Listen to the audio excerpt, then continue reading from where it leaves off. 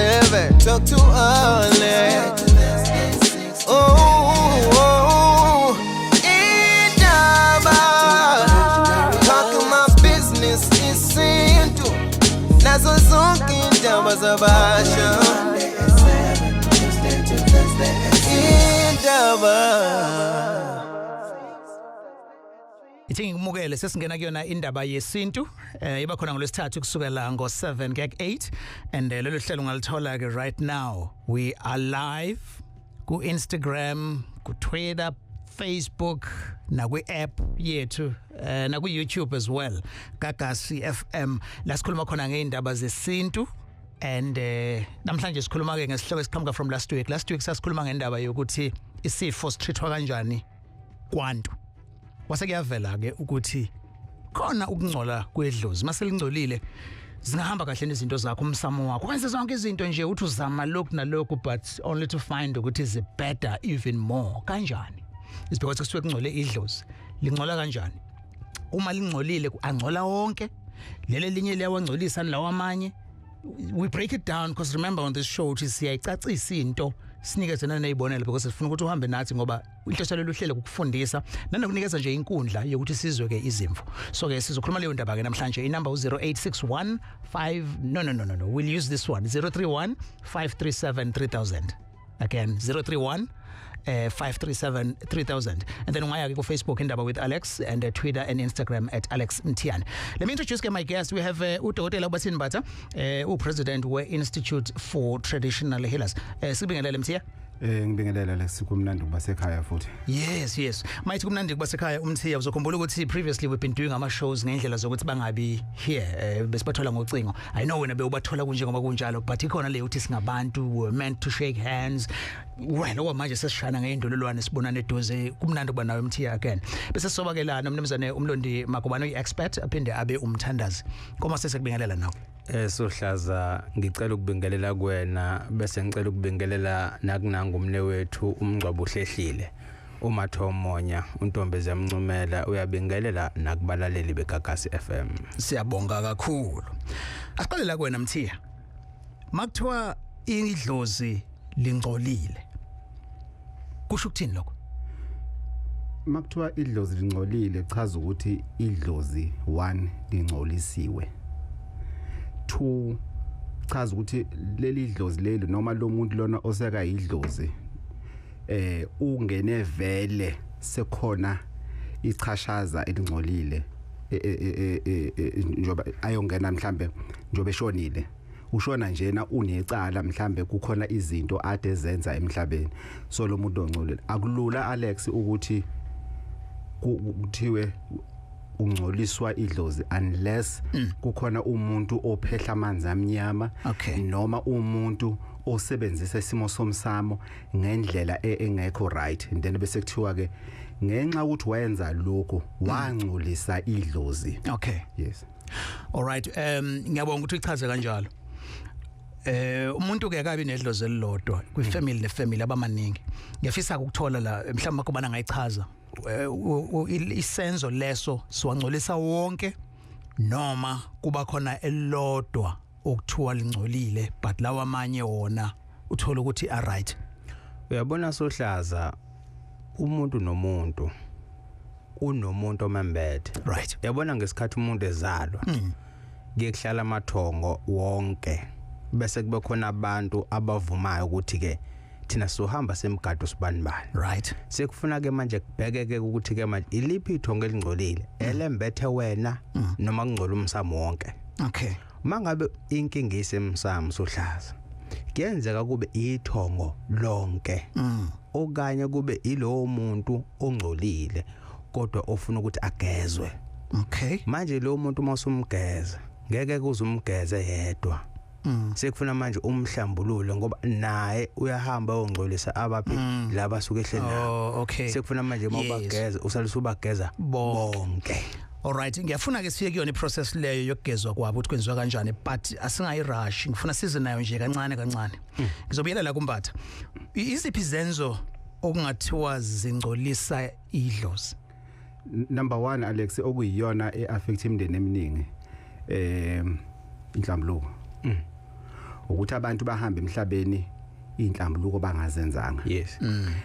And abantu abayi understand indaba enhlambuluko. Inhlambuluko akona ukuthi ngizothi Alex ngithe mhlawumbe ngizothi kuwena Alex ngiyaxolisa kuko konke engikwenzile. Akuyona inhlambuluko. Akuyona inhlambuluko le.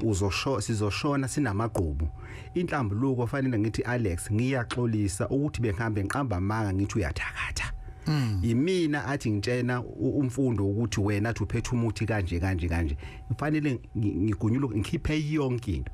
So number 1 yilokhuzana inhlambuluko. Ehlambulukeni ke kuyenzeka uMagubane athi kuzohlanjuluko kodwa kube khona omunye ongafuni uxola. Kwenze njani? Kuyawumisa wonke ke lo msebenzi owenziwayo noma usesele yedwa? Alex awungahlala umhlangano wenhlambuluko noma abantu bangayi enhlambulukweni uma bakayimisele ukuxolela, ukuxolelwa, ukuxolwa nokwamukela. Lawo mapillars awu4 utheni? Ukuxolela, ukuxolelwa, ukuxola nokwamukela. Ukuthi yes ukuthi sekukhunyiwe amabibi wonke sewabekiwe phezulu kwetafula.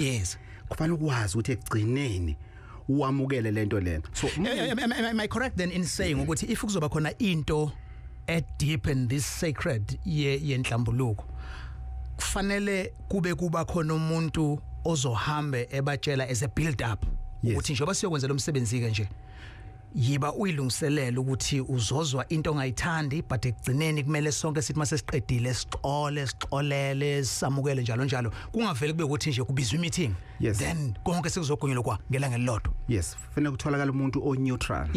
Kodwa eminye imindeni iye ingafuni ukuthi kuze kwazi umfundisi noma ubaba wasendaweni ohlonishwayo ukuthi la ekhaya uma wala ekhaya uyathakatha noma ubani wabulala ubani. So kulana ama families ayilahla khona ke uyadingeka umuntu neutral ozokwazi ukuthi before ingxoxo iqala abaguide njengoba aduyibeka nje ukuthi kuzoba kanje kuzoba kanje. Mnewethu. Yes Magubane. Ake singene sigcile kule gama lenhlambuluko. Uyabona masikhuluma ngenhlambuluko izona ingxabano abantu mabesuke benukene bethakathene. Yabona inhlambuluko sohlaza ihamba isuke kwisizukulwane nesizukulwane sesizukulwane. Mangabe ekha kwahamba okhokho bengazwene nabaphilayo ngeke beze bezwane ngeke beze bengenelane futhi. Ngoba lento isuka kuphi emuva. Labantu abadala bathathula imlabo bese bezolukhuluma kobani kwabaphilayo. Yini engcolisa idlozi? Sohlaza inhlambuluko iyalingcolisa idlozi. Ukufa kwabo abahamba benako uma bengageziwe sohlaza liyangcola idlozi. Yini engcolisa idlozi? Ukuthi idlozi likhona ekhaya emsamo ebese likhona egcekene bese abantu abakhona ekhaya bangazisi ukuthi baphila nomoya ongasekho. Number 1 uma amantombazane ezofaka abafana ekhaya liyangcola idlozi. Uma abafana bezofaka amantombazane ekhaya liyangcola idlozi. Uma kuzothuka inhlamba egcekeni sohlaza kuhamba kuze kufike la kulakhuluma ekhehla kwenye intombazane lithi into esikhiphe ngaphandle ekhaya egcekeni ukuthi la ekhaya kuyahletshwa. Engifuna ukusho ke mina ukuthi la ekhaya mangabe ufisa ukukhuluma ngegama lomuntu uphuma ngaphandle. Ngoba sikhona la ngaphakathi ekhaya. Ngizwa kahle. Sikhuluma namhlanje ngendaba yokungcola kwedlozi nokuthi lingcoliswe yini. Ikhona ke nesolution yokuthi leyo nto ingaxazululeka kanjani. Kulolu hlelo ke we always invite ukuthi ufone emothando uligodla igama lakho sichazela ukuthi kwifamily yakini ikuphazamise kanjani wena sequ sakho lento yokungcola kwedlozi and yasilungiseka kanjani. Kukhulunywa ngendaba yenhlambuluko ke iyalahleka kuphi la okhona. Kusho ukuthi madoda nikhuluma ngakho konke into ethinta isimilo kahle hle because nomuntu oganiwe noganile ukuziphatha kahle ukuyiphatha kabe mhlambe ngendlela egwegwesayo nezinto zobufebe njalo zingagcina sengcolisa idlozi. Uthola ukuthi emndenini khona abantu ngoma generations ehlukahlukene isenzo sakhe sithinte bonke abantu even laba abancane abaseza indaba yokungabi nasimilo. Ungabi nasimilo. Sorry. Ungabi nasimilo Alex enye into futhi amanga into futhi ephinde ingcolisa idlozi abelaphi bendabuko yes abelaphi bendabuko siyashesha abelaphi bendabuko bahlale bengena njalo kuyona yonke inkinga ekhona yethi silindele ukuthi beyibona abayixazulayo but nabo banesandla yes kunabelaphi bendabuko Alex abasheshe bafake ama procedures ukuthi kufanele ukuyolungisa idlozi kanti idlozi lapho alinalutho bese uyalimosha ke ube nayo ipower ezumelaphi bendabuko ukuthi ulikhiphele ngaphandle uyijuju yoligeza uthi umusuligezile lingabe lesaphindela ngaphakathi so ama families kufanele baqaphele abalaleli ukuthi ngaso sonke isikhathi ungavele ugxumele iritual kakhulukazi iritual ethinta isimo somsamo sensitive umsamo right Bathini Mbatha lo we have umlekeleli sorry umlondolozi Magubane yeka lento yenza umlekeleli uyabona ukuthi yasiphazamisa sure sohlaza uyabona njengoba ekhuluma ngayo nje umngcwabo ohlehlile le ndaba yes ngicela ukutshela abalaleli nababukele manje ku YouTube ukuthi uma kufika ugobela musana ukuvumela ugobela ukuthi athi ulungisa umsamo wasekhaya ngokuthi akhipha amahlahla asemsamo ayowaqiba ngaphandle okokuqala lokho sohlaza okusuke kuniflathelisa nethongo okay yabo futhi ithongo manje suselikhishwa manje ngaphakathi ekhaya alisenanda ukuhlala lokho manje kwenza ukuthi ugobela akwazi ukuthatha ithongo lakhe noma izilwane zakhe ngoba khona abangasebenzi ngendlela ebese ezishiya lapha ekhaya okay ebese ecupha ngesikhathi sishiya isilwane sakhe noma ispoke noma yini ebese ecupha ukuthi manje kufuna sikhulume la ekhaya sohlaza lapho kubonakala ngokuthi izinto zithi zingahambi kahle kodwa bese kube khona umuntu njalo ofikayo athulambile ukuthi kuyahlatshwa kwezwa yonke into kodwa umehluka ubone kanti kunomuntu noma kunesilwane esifakiwe lapha ekhaya okuyisona esiphenduka esawumsamo ubona kanjalo ke ukuthi kwenzekeni okay inamba 0315373000 sikhuluma indaba yokungcola kwedlozi nokuthi lingalungiswa kanjani nokuthi iziphi izinto ezilingcolisayo so you can watch this show we are live ku Facebook page Indaba with Alex on Gagasi FM YouTube naku Gagasi FM Instagram na Twitter as well Gagasi FM endizoyithola ke podcast lelo hlelo ne recording yakhona uzokuthola konke kunjengoba kunjalo but join us now ku 0315373000 asithathe ke nangu Zanele Hlomuka esifonela from Emndenini sabona Zanele Njani Alex Siphilile kunjani kwena Ngisaphila nginenkinga mina first kade sisebenzisa idlozi lasekhaya vele kaHlomuka but I've realized ukuthi ngoba uyazi indaba yabazali bagcina bengakhokhela kahle ngokufanele kwathiwa kumele ngasebenzisa idlozi lakomalume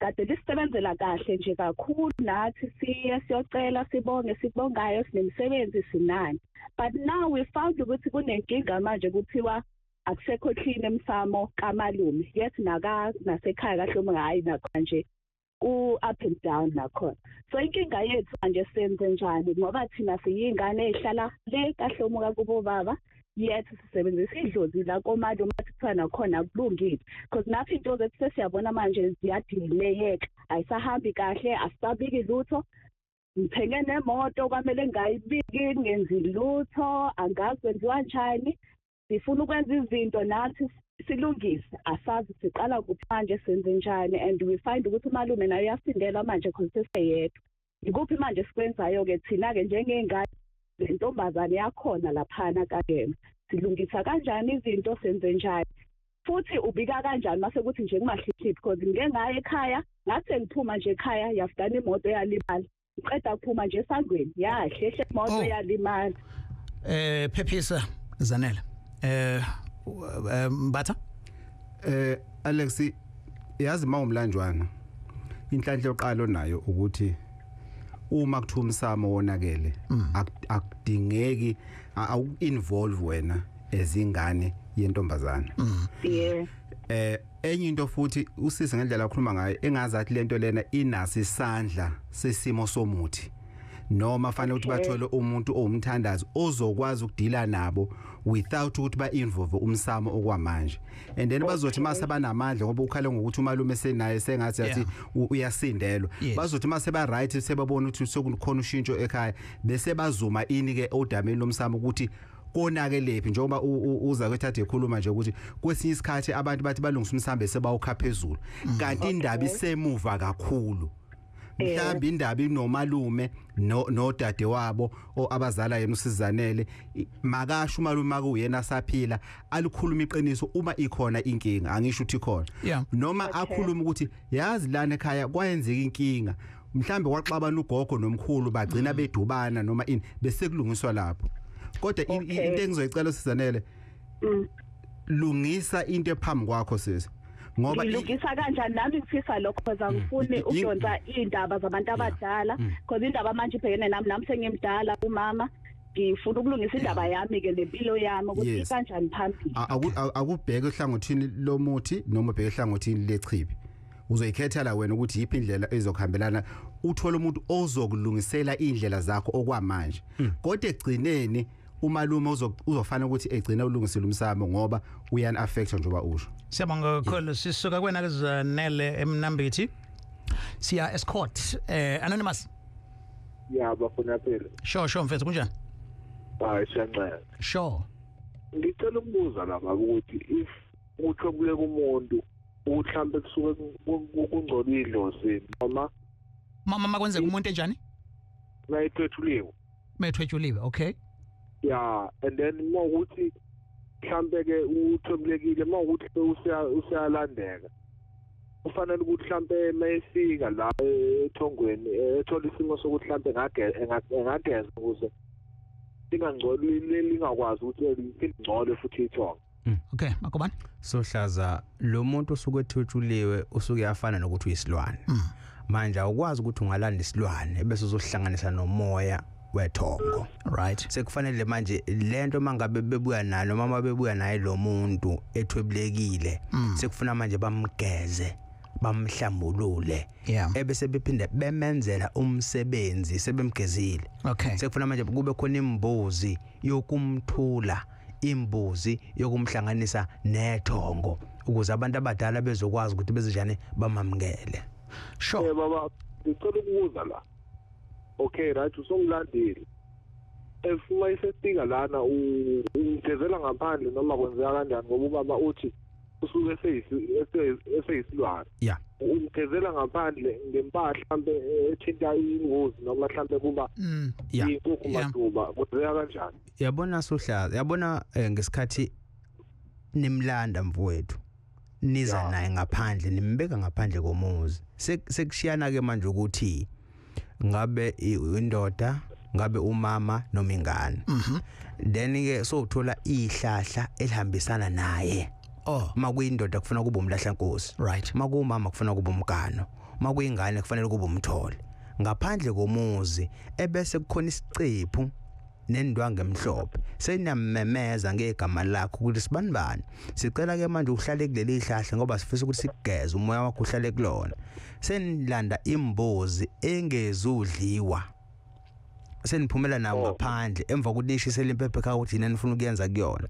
seniphumela nawo ngaphandle seniyayihlaba lembuzi nifaka igazi nifaka inyongo nifaka nomswane ebese niyaligeza ihlahla lakhe manje ligeza ihlahla lakhe seniyamtshela sicela ukuthi sigeze konke lokungcola okukhona kuwena sinamhlanje phenduka ube umuntu sihlambulule lo moya bese beyamthatha bese bengena naye kuphi ngaphakathi sure uma bengena naye ngaphakathi sekufuna kube khona imbuzi yokubikela abantu abadala ukuthi nangu sibanibani ekade simgeze kade kanje sesicela ke manje nimamukele ebese hlangana namathongo okay so lelo hlahla lizohlala lapha masuqediwe lo msebenzi lelo hlahla sohlaza liyathathwa bese libekwa kuphi emsamo okay alright ulalele ikakasi and this is Indaba njalo njengolesithathu from 7 to 8 suke sikhuluma yona indaba yesintu namhlanje ke topic leyo yokungcola kwedlozi lingcoliswa yini lingagezwa kanjani iziphi futhi izenzo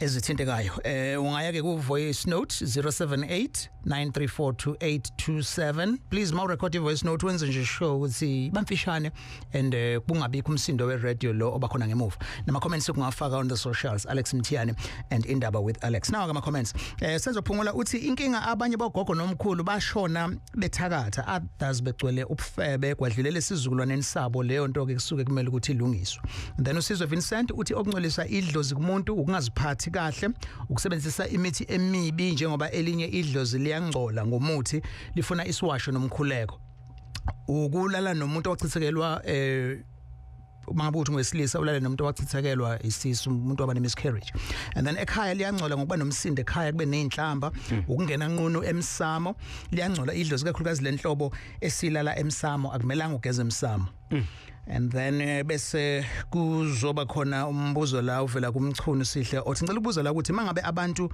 benokudlalela kuwena kusuke kulithinta yini idlozi lisuke selikudubile yini kwesikhathi mhlawumbe usucile einkambeni so kusho ukuthi ushololo lapho ke kutheni abantu mangabe beganga wena utholakala uyi soft target yabo yes ubelula nanalo muntu ovela dakwe nje lokho kweqile ekutheni usuke sefulathelekile yini we'll respond to that again on the other side of this. Indaba is produced by Mfundo Mabaso on Gagasi FM. Indaba special open line on Mondays at 7. Talk to Ohlelweni. Oh, Indaba. Talking my business Yesintu. Lezozenzo indaba zabasha.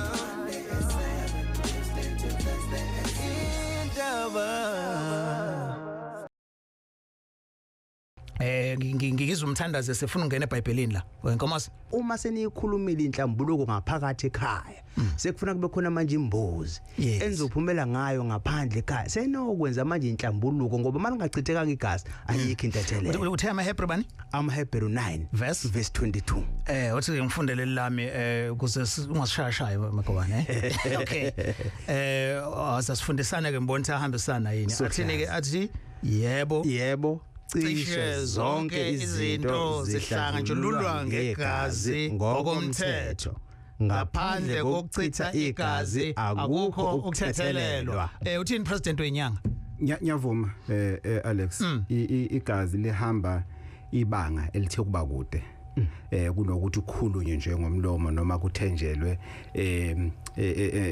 emthini khumbule igazi ilona cizelela ethongeni ukuthi lento yenziwe kwahlatshwa nazi ilwane okay yes so libalekile kanti njobe imvana yale ngesiphambanweni nje kwakungekhona kanti ukuthi yayisis konke kwakuthinta igazi ke sekuyilona gazi ke lethe sesibhekene nalo ke manje kwangena sohlala mana Mlondi ngiyajabula Paul vele la okay sohlaza uyazi wayithinta vele le kade ngifuna khona ake ngisikhanyisele sizikaphunga namagaba kancane uAbraham wakhuphuka nendodana yakhe ethi uNkulunkulu akahamba onikela ngayo kuphi entabeni uthe uAbraham esephethe ummese sezokwazi indodana yakhe wayesithi uNkulunkulu Abraham avula amehlo buka lapha ukuthi ubonani wayese uAbraham wayesebona imvu wayesithi bengifuna ukubona ukuthi uyamesaba yini uNkulunkulu ngeke uzunikele ngegazi lomuntu thatha nansi imvu bese wenza umnikelo wami sohlaza imvana sohlaza indodana kaMaria ayizange sifele isono somuntu ukube yasifele isono somuntu angaba sikho isikhoko namanje topic for another day so befundisi vivani ke lapho sizoyishaya nje sibuka isintu nenkolo right let's take uKhanyisani now eMaritzburg shosho Khanyisani hey sohlaza njani sho ngiphethe umthandazi la ngiphethe ne president weyinyanga udokotela so sikhuluma ngendaba yokungcola kwedlozi wena lakho seli-right sohlaza kodwa kuselekho ngcole kakhulu alutho akangeke ngaphandle mawuthi usuyangiprofit ngaphandle phela fanele kube 100 uthi ngiprofitele yabo bese so ukhanyisa before after hayi manje fanele uqala ukhanyise phela ke sure no soyixoxa kumakuphela uhlelo okay ninjani mnsizwa lapho George no siyaphila mfethu insizwa okay yazi nginezinto ezimbili noma ezu3 ufuna uyibuza yazi kuno into engathi ukubasiza kancane so uma ngibasiza uma ngibuza ukuthi kuphi ekhaya bathi abase Mozambique kodwa babiza ucele yabo bahlala eMlazi so uma ngibasiza labantu ngicina bathi okay yini fanele kenzeke ngibahlambulule so masebethi ekhaya kubo idlozi alikho lingcolile. So ngase ngithi mina okay kuphi lelo dlozi elingcolile bathi ekhaya kobaba. So okay ngathi mina okay kufanele kodwa ni malungu ngoba sikuse ngapha kuphi komhlalelingana bokwenza obukhona umalungu kuze benzele khona izinto zabo. So engifisa ukuthola lana ukuthi uma sebengikela ethathe benze umcimbi kodwa bawenzela kubobaba bakhanyisa yonke into batshela idala zakubuka mawabo ukuthi benze umcimbi kodwa bawenza abababa. Engifisa ukuthola ukuthi kuyenzeka into kanjalo ukuthi ukwazi ukwenza umcimbi kubaba bakho kodwa futhi babakho akakhokhile akenze lutho khona ngihlalele nje lapho ngaphela bona basaphilonga ngoba kama ukuthi benze umcimbi bezocela lezi idala zakubama wabo ukuthi zibenzele bezocela inhlanhla kuzona. Kuyenzeka into kanjalo ukuthi uyenze ubaba bakho kodwa usaphilonga ngoba kama wabo. Kulungile phela bazophendula ukhanyisana ma respect sizophendula umbuzo wakhe. Sithathe ke nomsizi bemnyandu efakazi. Sho umsizi baba njani siyaphila mfethu. Yes ikuphi le ndawo yakho okuyona? Hayi selovu elovu. All right. Sure. Ngiyabingelela kunkomose nodokotela. Thokoza khona. Thokoza. Mina ngikubuza nje la kuba ukuthi esimeni senhlambuluko uthola ukuthi yenziwe inhlambuluko mhlawumbe uma ukuthi khona umcimbi ozoba khona lezo zinto zenhlambuluko izinto ezivamise uma ngabe emndenini kukhona umsebenzi ozoba khona bathi bayahlola kutholakala kudingeka inhlambuluko. Okay uqoqeke umndeni niyenze nalo nhlambuluko yabantu abaphilayo abantu abangasekho. Yes. So maniyenza ke lo nhlambuluko okay wenze umsebenzi udlule uthi mhlawumbe umunye wasekhaya mhlawumbe phakathi naye usefisa ukwenza umcimbi nakuyena futhi kuvele lokho ukuthi emakhehleni asadlule emhlabeni ahambe engaxoleleni nakhona futhi kufanele kwenziwe inhlambuluko kuleso simo sikesimise kanjani khona ngoba kuyenzeka phela uthola ukuthi yenziwe lo nhlambuluko idlule uthola thina esiphilayo asazwani sibambelayo amagquba abantu abadala esingawazi kwathina. Okay. No. Yezwakala. Right sebonga khona. All right, manje nawo ama questions. Leqala nizwilele kakhanyisana ekhuluma indaba yokuthi kuzogezwa idwala zakubo kodwa kwababa. Yenza kanjani? No. Ngiphendula ukhanyisana. Akwenzeki. Akukho okukuhlanganisa nomsamo wasekhaya kini if ubaba wakho angazange ayenze okuthize. So le ritual ifana nento engekho. Kokunye ukhanyisana mhlawumbe into engamnxwesa ngayo. Mina Alex masekufika odabeni eluthinta amathongo. Yes. Ngiya avoida ukusebenzisa isibongo. Why? Ngiphendula lento ayishoyo ukuthi labantu bathi babuye eMozambique kodwa babeza ngocela. Uthothi ucele bamthola enyakatho. Ngezizathu sokuthi befuna ukushaya ama ID mhlambe abazali bebasebenza emaplazini kwakuyindlela ukuthi ba survive impilo iyase South Africa impilo yakwaZulu Natal ngaleso sikhathi. So when usuyahamba kuye emsamo uyobiza ondosi abangahlangene nawe. Kanti uma uzo emsamo mhlambe basithi baye emsamo wakomalume bese bathi sibiza wonke amakhehla nezalukazi zonke idala ehlambulukile ukuthi zisondele kulento sonenzela yona kakhulukazi isibongo mungasasi. Okay. Kwesinye isikhathi siphila esikhathini lapho abantu besilisa bagqokiswa khona amajazi. Uyantanta wena nesibongo kanti isibongo si wrong. Kanti nogogo washiyuma wakho nesibongo si wrong. So mina personally futhi kuyangisebenzela ngiyagwema esikhathini esiningi not all the time. Esikhathi esiningi usebenzisa isibongo. Kahle emsamo. Ngiyezwe lento eyishoyo. Sure. Umbatha ke lo. Magubane nangu umsizi la ekhuluma ngendaba yokuthi izenzo zabantu abangasekho ngabe lokuthi wena but disbehavior kahle ayikho into embesiyenzayo la ecekeni but izenzo zabo. I think usibuyisela ngala siqale khona but I do understand ukuthi abanye abalaleli basifica sesephakathi. Okay. Uyabona sohlaza kufanele umlaleli nombukelo sibukile manje kufanele aqonde ukuthi uma umsamo ungalungile thina siyayiphila impilo ngesiyona yethu impilo yokwenzisa abantu abadala ngesimo sokuthi bona bayasuka ngale bese bezokhuluma la kuthina njengoba neBhayibheli lisho lithi ukuvumelana kwasemhlabeni kuvumelana nasezulwini. Okuboshwe emhlabeni kuyaboshwa nasezulwini. Manje kubalekile ukuthi amathongo kube yithina esiwakhululayo ngapha kube yithina futhi esiwagezayo ngapha ukuze nangale ezokuthola ini ukuphumula sohlaza. Okay. Indaba ekakasini inamba yethu mawufuna uba ingxenye yohlelo indaba yesintu sikhuluma ngendaba yokungcola kwedlozi nokuthi ingcoliswa yini nokuthi ligezwa kanjani. Awubuze na ukuthi ngesikhathi nenza le process iritual yokugeza amathongo kwenzeka ngendlela okuyiyona yona yini. Inamba 031 537 3000. Guest yethu namhlanje umnumzane Mlondi Magubane uyi-expert nemthandazi bese kuzoba ke udokotela uBathini Mbatha, President we-Institute, Traditional Healers Institute. Ku Facebook Indaba with Alex, Instagram and Twitter. So live njengamanje you can watch the show live ku Gagasi FM YouTube. Wonke ama platforms ethu. Indaba with Alex on Facebook, Gagasi FM Facebook, Twitter naku Instagram as well. And lihlelo futhi uzolithola ku app. Nakhona i-app futhi sisakaza live nakuyona i-app yethu ethi Gagasi FM. Ithi sithathe nango umboro Richards Bay. Shosho bhuti.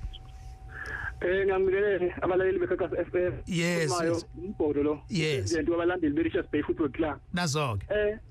Mfethu ngifisa ukubuza lapha ake kuthiwa nangu ke ubaba nomama basebeloboleni but ke balobolana nje baxabana exabaneni kwabo kwakhona yedwa usifunayo njengamanje sengifuna ukushada mina but sekufanele ngiqale ngishadise bona laba bantu nakho ke manje kufanele uqale kwenza injabulo nani ukuze ngwazi lokumthatha ubaba ngiyomshadisa nalo umuntu ukuze into zami ilunga but uthi ubaba he ignore ukuthi kwenziwe injabulo manje into njengaleyo uye kwenziwe ngayiphi indlela mangabe ukuthi ubaba wakho akafuni ukwenhlambuluko kodwa uyaye ethi ibona kufanele mhlambe beyeze kuyena nothi yena ekubona kodwa manje lento ibidinga boba uthula abantu ibidinga lemndeni yoba u2 ngibuye uqala okwesibili uthi lemndeni le bekuthiwa ke manje nakho ke izwe labe ingcolile ngikubona kanjani ngikuzwa kubabi ngoba mina sokuthi ngihamba endaweni eziningi but akukho lapho kuthiwa khona kumina izwe lakho ingcolile lokho ngikuthola kuphi kanjani umholi lo balandeli beRichards Bay Football Club umboro.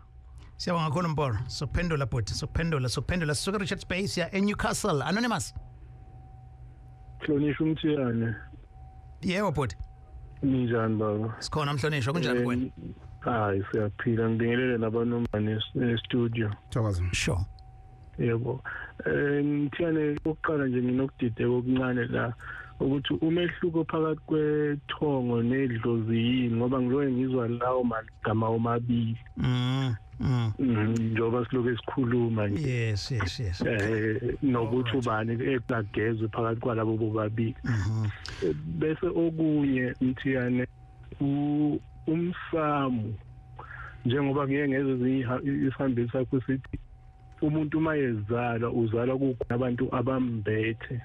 Umsamu ukimi muntu noma ulapha endlini erondweni mangilungisa kimi noma ngilungisa lapha erondweni. Okwesithathu ngeke ubaba uMbatha ethi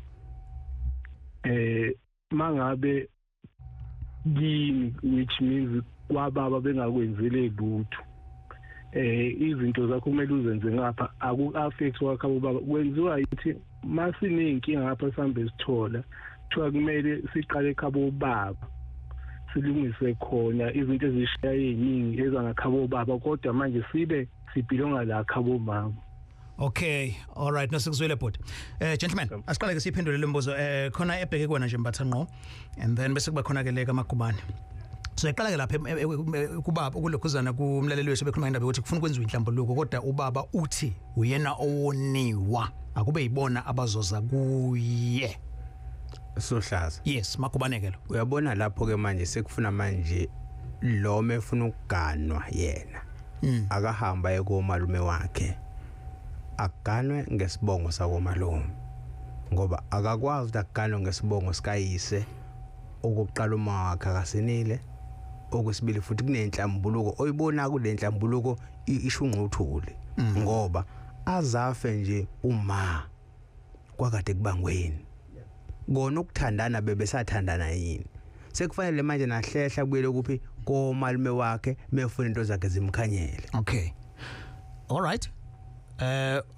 Mbatha Alex awukwazi ukwenza izinto ekhaya kini ngesizathu sokuthi uthi ngoba ubaba wakho uma ngakwenzelanga lutho lo muntu loyo usuke ethuke abakini kahle kahle okokuqala usuke wamithi singane yabantu angazange ayishade waphinde wayiyeka wangaqhubeka nalutho lengane ke manje na isibhekwe njengoba umnewethu athumela umbhoro ekhaya konina ila vela bhekwe khona so awukwazi ke wena uthi usukela ubhekwe khona bese uthi uyakini wena kubaba wakho yingakho esikhathi esiningi futhi lento lena ithandwa abantu besilisa athi umuntu ngoba sengifuna uganwa so sengifuna ukuyosebenzisa isibongo sakithi uyakwazi Alex ugana ngesibongo sekhaya koma wakho uyiphila impilo yakho kuze kube phakade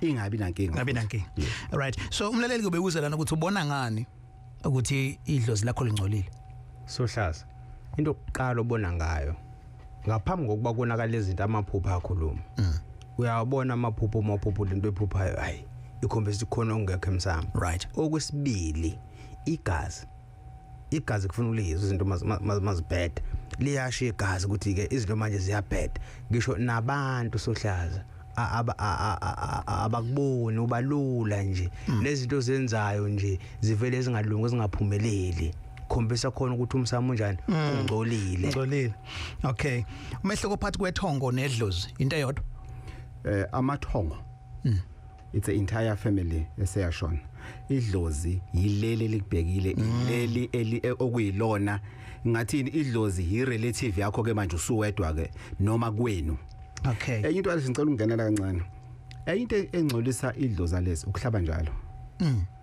idlozi alifuni lokho lezi ukhuluma nedlozi all the time la ekhaya kunenkinga nigijimela emsamo ezinye inkinga ziyidinge umndeni ukuthi uhlale phansi bayikhulumele nje abantu baphile emhlabeni nina yonke into nemsamo la ekhaya kuyaliwa wena usuye emsamo uyoceba la ekhaya ingane ibuye lethe ebusuku usuye emsamo la ekhaya kancane wena njalo makuphela inyanga uyahlaba la ekhaya liyangcola idlozi liyakhuluphala lingabe lisasebenza ngoba selispoiled idlozi lingabe lisenza lutho okay ungikhumbuza uqala kwakuthiwa inja ungayifiti kakhulu uyinike konke ukudla ngoba manje izisuke ibe imbuqumbuqo ingabe senye uyapheka amakhona usenyathela ke manje yasihamba kahle ke seqala ukuthi ene mama uhlabela njalo liyasotha bese liyalala livela Sohlaza usho njalo uMbatha yabona ke nje lapho ke umlewethu ngiyaphikisana nje mina naye uyabona Sohlaza kube kuthiwa amandla khona idlozi ngabe lidla kabili noma kathathu ngonyaka ngoba konke sinako sikune kuyibona Sohlaza uyibona ephandle zu4 ngizenze ngonyaka owodwa lisuka kuwona yabo ngisazoyenza futhi neminye lisuthi ke idlozi lizolala kuzothi libiza likhathele ngoba lisuthi ngesikhathi abantu abadala ubahlabela usondela kubona uyazi ukuthi ngeke uzukholwe mina into esengambe ngayithola ukuthi kahle ukufa into engekho ayikho lonto leyo kuphela lento siyasithwa ithongo Sohlaza masusondele kulona kakhulu likwazi ukukutshela usuku ukuthi lizoma kanjani ulele mawuvuka ebese luba exactly ngalendlela abantu abadala bese kade bekutshela ngayo okay usondele kulona ithongo okay alright ayibona ngasolinye uMagubane noMbatha umlaleli bebuza lana indaba yokuthi labantu abakuthiwa amadlozi umsamo womuntu kuphi idlozi lomuntu likuphi lisemsamo noma likuye qobo lwakhe Alex mina ngizothi liqala kuwe umsamqala kuwena bese kuba yindawo lana temple lakho la ufika ukhulumise khona ithongo alright sure ulalela indaba egagasini sikhuluma ngani namhlanje sikhuluma ngokungcola kwedlozi lingcoliswa yini lingcola kanjani ubona kanjani lingagezwa kanjani yona ndaba ke esikhulumayo leyo egagasini sinoMagubane kanye ke noMbatha inamba 0315373000 you are live on all platforms Gagasi FM Twitter Gagasi FM Facebook Gagasi FM YouTube Gagasi FM app and Gagasi FM Instagram. Ulalele Indaba with Alex Mthiyane on Gagasi FM. Mangabe ungenele ku app Gagasi FM please search for a channel ebhala ukuthi Indaba ila uzosithola khona ke because when we VIP picture this awazi uvela ungene nje kule amakhi uvela uhlale nje khona VIP that's where you belong so search for Indaba isithi yakho ke uzoyibamba lapho asizwe ke nama voice notes eGagasini. Sabona Alex no baba estudio. Alex bengithi mboze la ukuthi ungaba uba nomsindo ekhaya sengisho ukuba nomsindo kanje uxabana kwabazali ngaba kuyakwenza ukuthi idalo sigcina seziliflathela ikhaya ngenxa yomsindo osekhaya.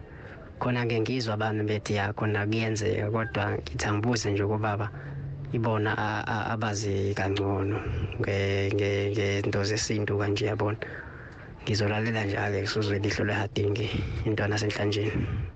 Sabona sokhulu kanye nehambeli zakho estudio. Kweminye iminyaka edlule ekhaya sake sabamba umuntu womndeni entshontsha ihlabathi lamathuna. Kusukela ngalowo nyaka izinto ayihambanga kahle neze emndenini wami, even nakumina nje izinto ayihambi kahle.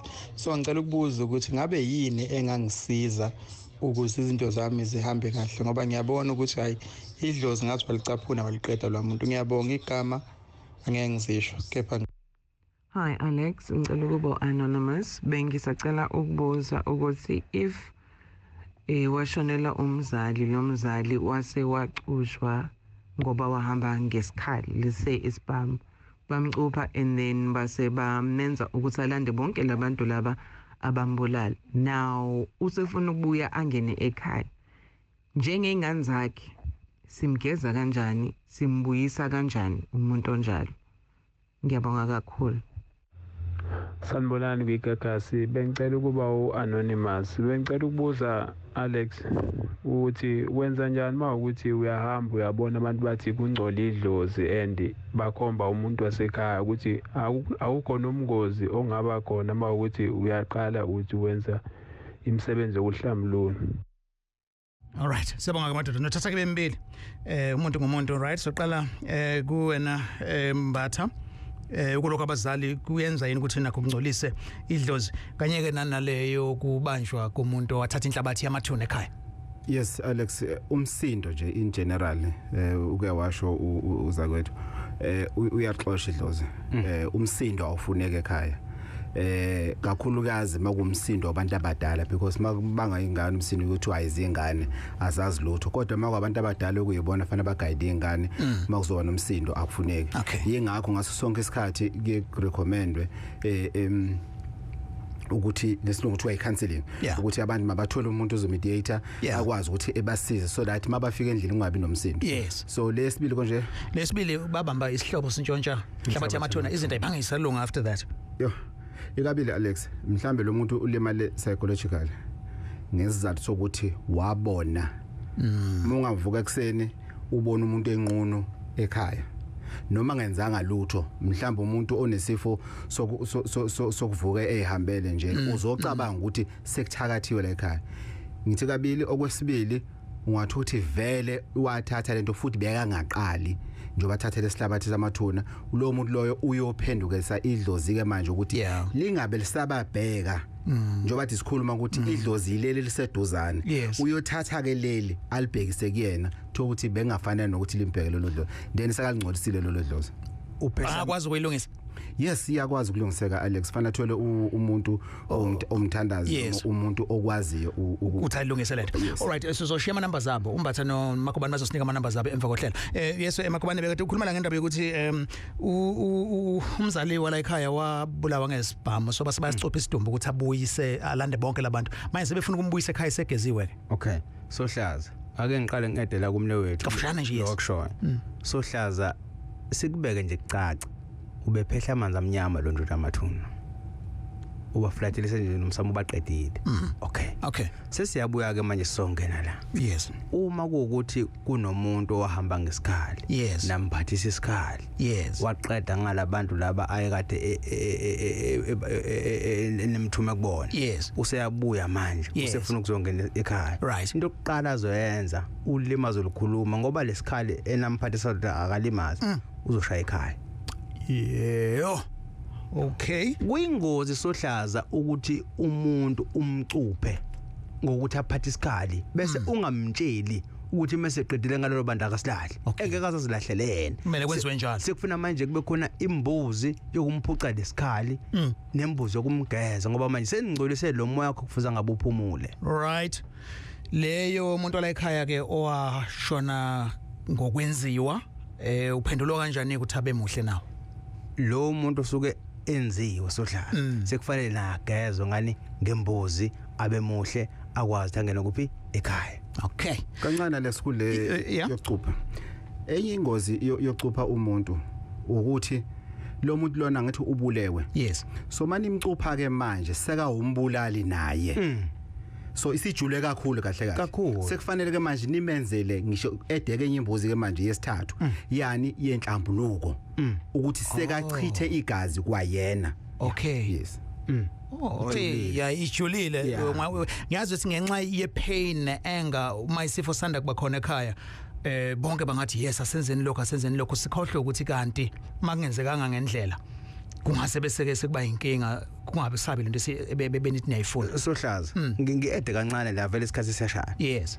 Uma kuchitheka igazi ekalihamba ngesikhali musa ukuhamba uthi ubheka abantu ufuna ukubheka umsamo wakho uthi kanjani ngoba umsamo ngabe ungaqondile noma kukhona abantu abakhalaza ekhaya ecekeni bayakwazi ukumlanda umuntu azogadla ekhaya.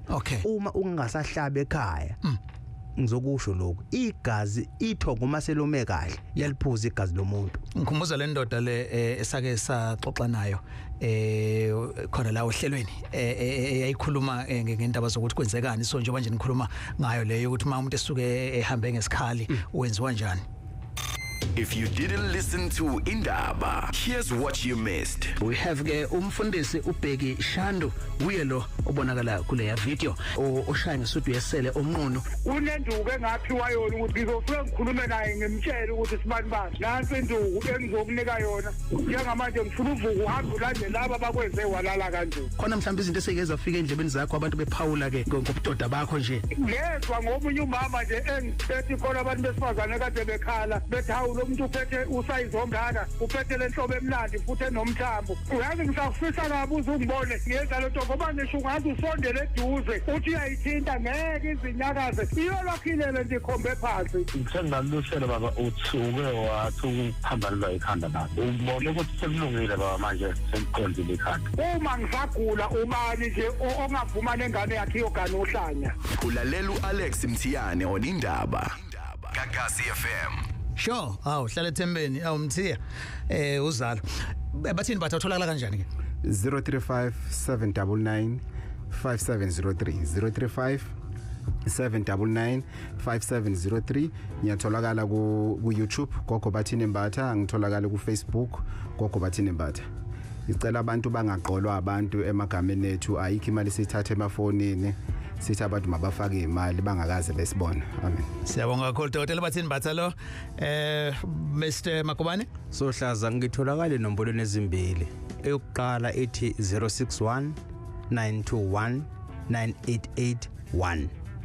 Esibili ithi 079 42 80757. Nalapha kwi channel yami ukuthi sibane samathongo channel in spaces ngiyafaka lapha umoya mosu ukukhulumile. Amen. Asibonga kakhulu ke besino Magubane kanye noMbatha benathi namhlanje ebusuku. Loluhlelo ke i-podcast yakho ungayithola kusukela eqaleni ku Gagasi app nama videos akhona futhi kuyona i-app na kuma platforms zonke nje social media na ku YouTube. Indaba sinikeza i-topic officer sikhuluma ngayo email indaba@gagasi995.co.za. Indaba Yesintu.